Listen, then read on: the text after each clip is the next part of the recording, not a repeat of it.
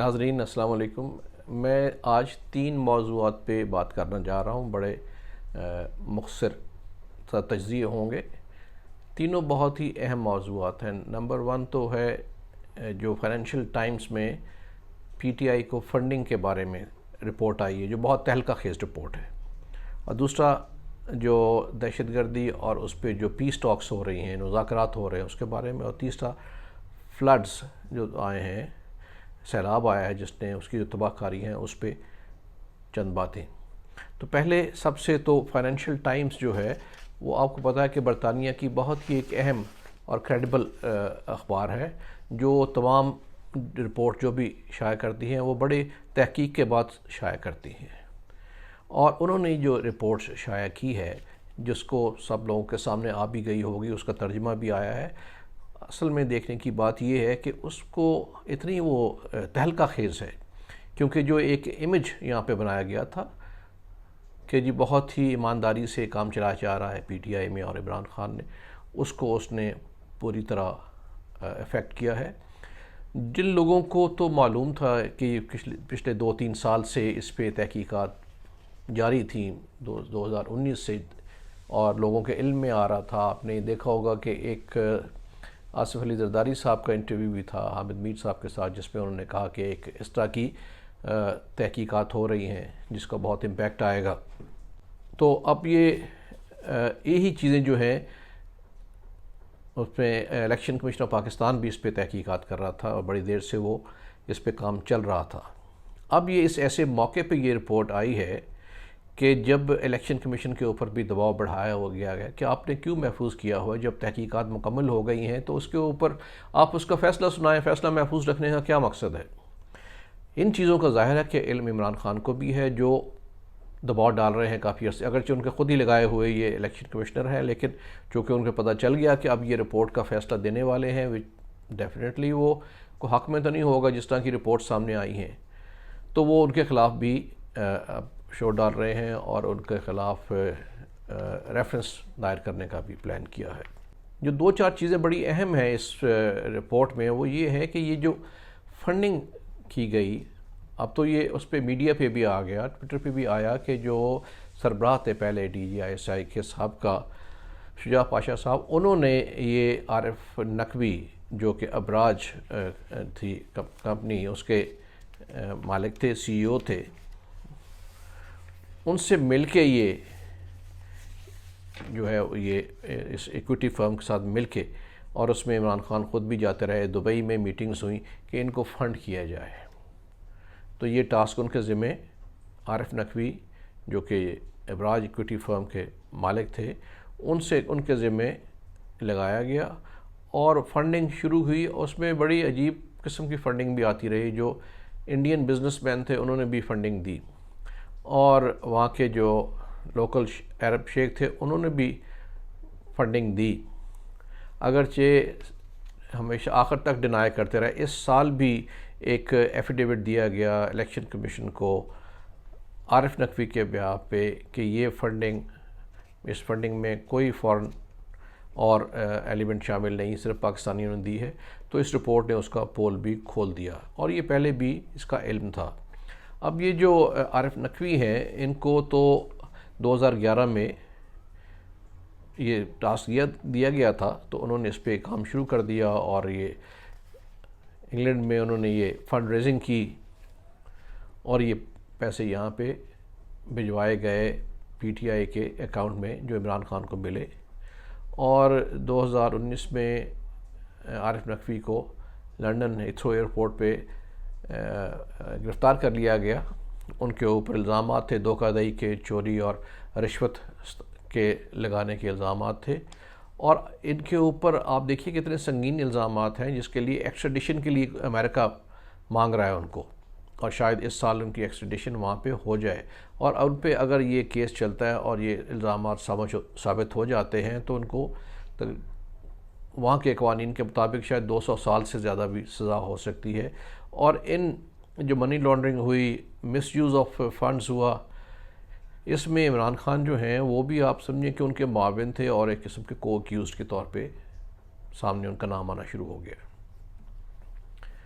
یہاں پہ جو بڑی عجیب باتیں ہوئیں کہ کے الیکٹرک کا کنٹرول چونکہ ابراج جو ہے اس کی عارف نقوی کی فرم اس نے لے لیا، تو بشیر میمن جو سابقہ ڈی جی ایف آئی ہیں انہوں نے انٹرویوز دیے ہیں کہ مجھے بلا کے پرائم منسٹر نے خود کہتے رہے کہ کے الیکٹرک جو پیسے دینے ہیں ملینز کے وہ اس کو مؤخر کر دیا جائے، ان کے خلاف بھی تحقیقات نہ کی جائیں، اور ساتھ یہ بھی کہا انہوں نے کہا جی یہ ممکن نہیں ہے کیونکہ تحقیقات ہو رہی ہیں، لیکن انہوں نے کہا نہیں یہ تو ہمیں فائنینس بھی کرتے رہے ہیں۔ تو بہرحال اب یہ چیزیں کھل کے سامنے آنا شروع ہو گئی ہیں،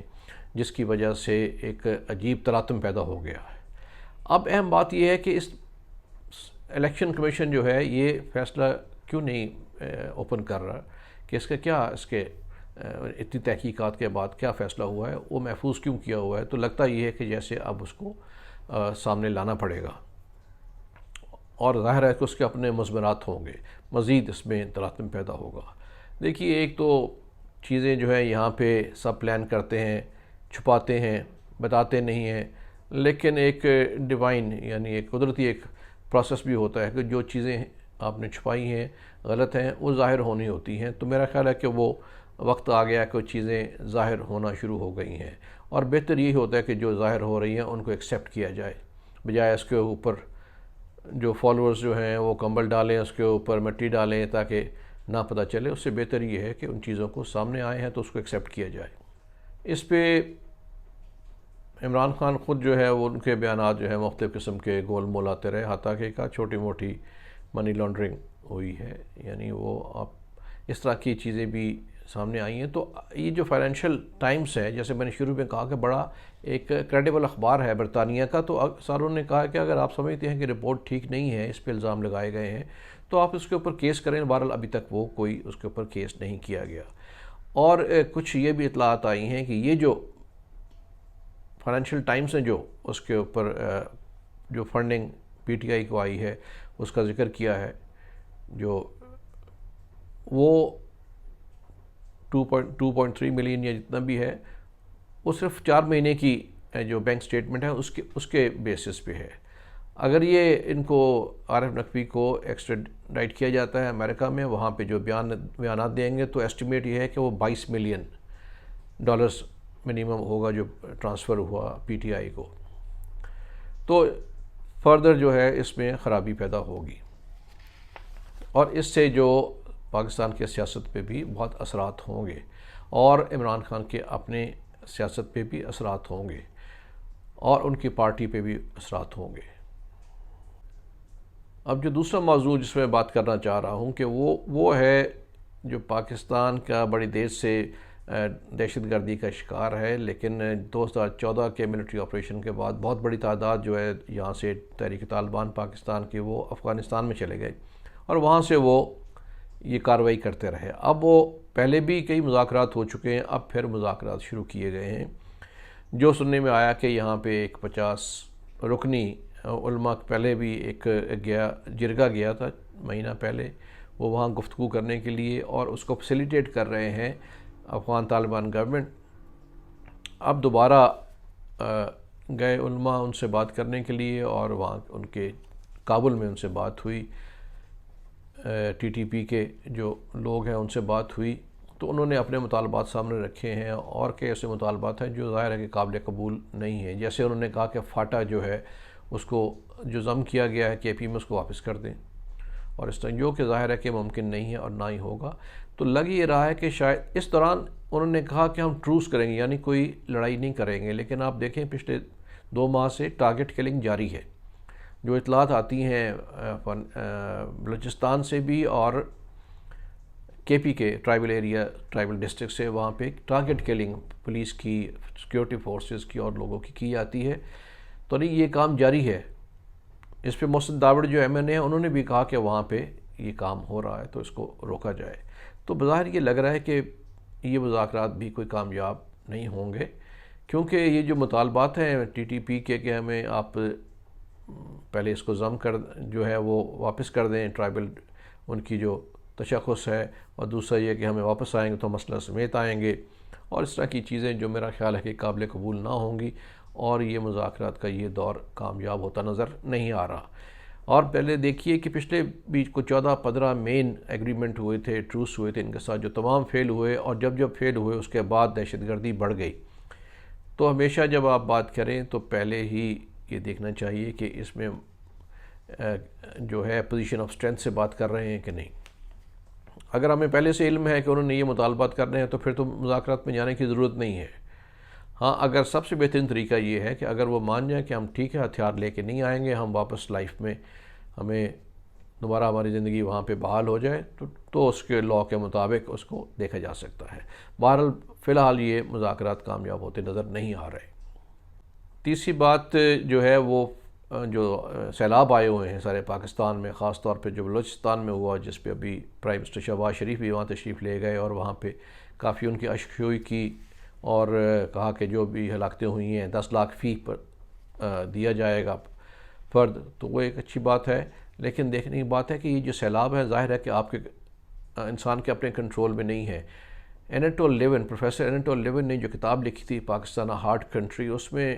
2010 میں جس وقت دہشت گردی بھی یہاں پہ چل رہی تھی بہت، تو انہوں نے لکھا تھا کہ دہشت گردی سے جو نقصان ہو رہا ہے وہ تو ٹھیک ہے، لیکن جو نقصانات سیلاب کی وجہ سے ہو سکتے ہیں وہ دہشت گردی سے بھی بڑھ کے ہوں گے، کیونکہ اس میں انفراسٹرکچر تباہ ہو جاتا ہے، گھر بار تباہ ہو جاتے ہیں، ان کے اوپر بلینز کا نقصان ہوتا ہے، دوبارہ ان کو ٹریک پہ لانے کے لیے بہت ہیوج اماؤنٹس چاہیے ہوتے ہیں۔ تو ابھی بلوچستان، کے پی کے کچھ حصے، کراچی میں